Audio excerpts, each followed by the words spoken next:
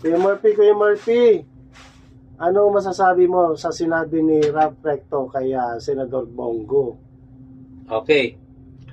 Ito ang masasabi ko kay Ralph Recto. Unang-una, appointee ka lang ng isang presidente. Hindi ka binoto ng tao. Pangalawa, bastos ka. Bastos ka, Ralph Recto. Tandaan mo yan. Nakikiusap sa'yo si Senator Bongo. Ang sinasabi niya, pakiusap.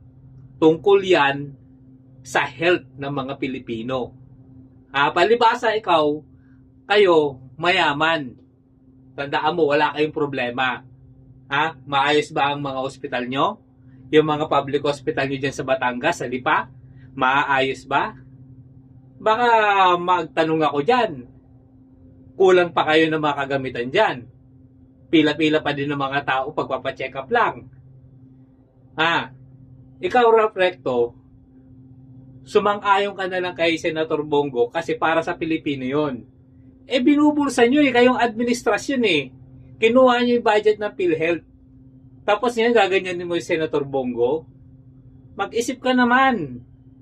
Patong ka na nga ng bat Puro ka patong ng bat, ng tax. Tapos, tinatanong ka lang ni Senator Bongo, nakikiusap sa'yo, huwag kang utusan. Bugok ka. Bugok ka, Ralph Recto.